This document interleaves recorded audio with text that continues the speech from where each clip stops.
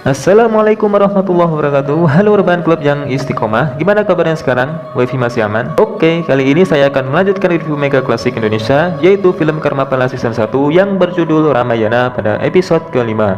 Jadi siapkan posisi rebahan, pasang headset Anda, pastikan takjil gorengan kopi es oyen sudah siap di depan Anda. Di awal episode 5 ini diperlihatkan kerajaan Alengka yang sangat mengkhawatirkan maharajanya.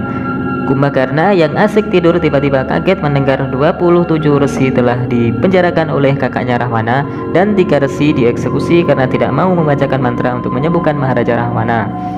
Di saat Paman Jamu Mangli dipanggil oleh Rahwana, tiba-tiba ia berjumpa oleh seorang resi yang sudah tua membawa sebuah tongkat.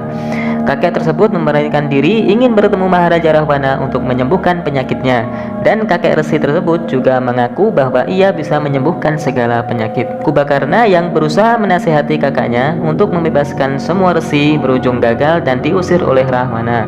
Giliran Paman Jamu Mangli yang datang membawa kakek resi membawa kabar gembira bahwasanya kakek resi tersebut bisa menyembuhkan Maharaja, tetapi dengan syarat semua resi harus dibebaskan. Ternyata kemampuan kakek resi tersebut tidak main-main.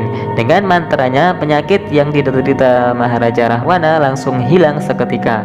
Rahwana merasa bahagia dan memuji kemampuan sang kakek resi tersebut serta menepati janjinya untuk membebaskan semua resi yang dipenjarakannya. Setelah Rahwana sembuh, ia memberi hadiah kepada kakek resi setengah umurnya selama ini untuk hidup abadi, tapi si kakek resi menolak. Justru kematianlah yang kakek inginkan selama ini.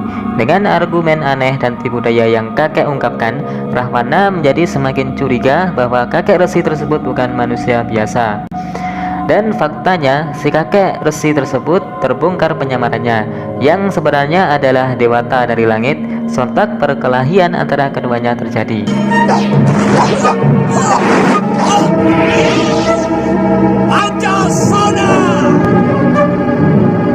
Hingga dewata kembali menuju ke langit. Lalu scene berganti ke Prabu Harjuna yang sebenarnya adalah titisan Wisnu, hendak meninggalkan kerajaan Mespati untuk sementara waktu dengan tujuan bertapa mengharapkan petunjuk dari dewata.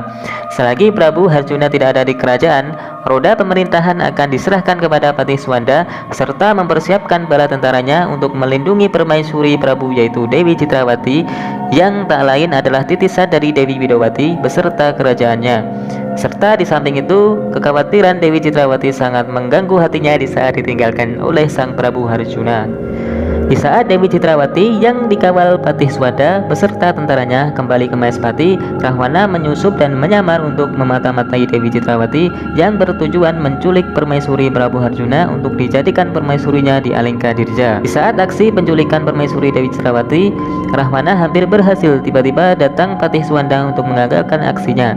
Lalu terjadilah pertarungan sengit antara Patih Suwanda dan Rahwana.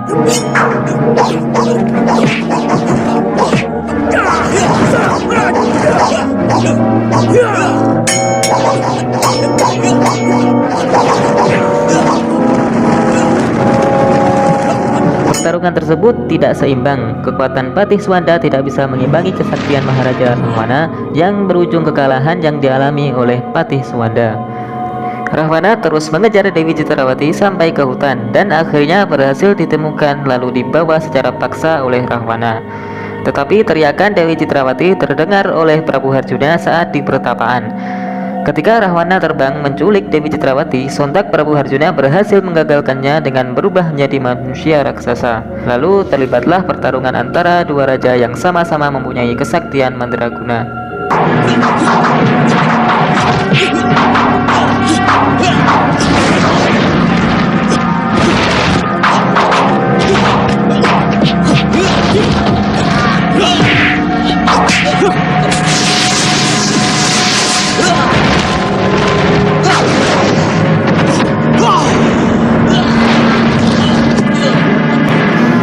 Walaupun Rahwana yang mempunyai ajian Pancasona yang membuatnya tidak bisa mati, tetapi dengan ajian naga rantai milik Prabu Harjuna akhirnya Rahwana berhasil juga dilumpuhkan.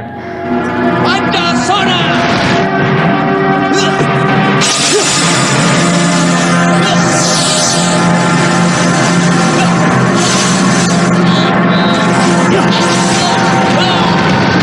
Ketika kekalahan yang dialami Rahwana, tiba-tiba kedua adiknya Wibisana dan Kumbakarna datang menemui Prabu Harjuna untuk bernegosiasi agar diampuni dan dibebaskan rajanya tersebut. Tetapi Prabu menolak karena sangat bertentangan dengan hukum aturan di Mayapada. Tak lama kemudian, para menteri Maespati datang memberi kabar bahwa Patih Suwanda telah tewas karena ulah pertarungan dengan Rahwana. Mendengar kabar tersebut, Prabu Harjuna sangat sedih dan murka karena kehilangan patih yang jujur dan setia akibat keangkaraan Rahwana.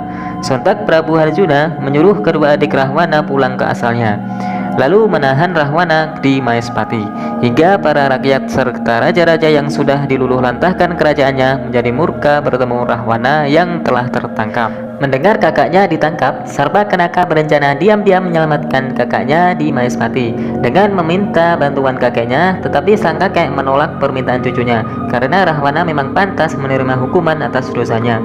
Lantas Sarpakenaka marah dan berencana membebaskan kakaknya tanpa bantuan kakeknya, melainkan mengajak saudaranya Wibisana, Kumbakarna serta pamannya.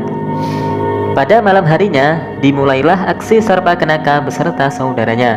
Para penjaga tahanan berhasil dibuat mengantuk dan tidur oleh Sarpakenaka.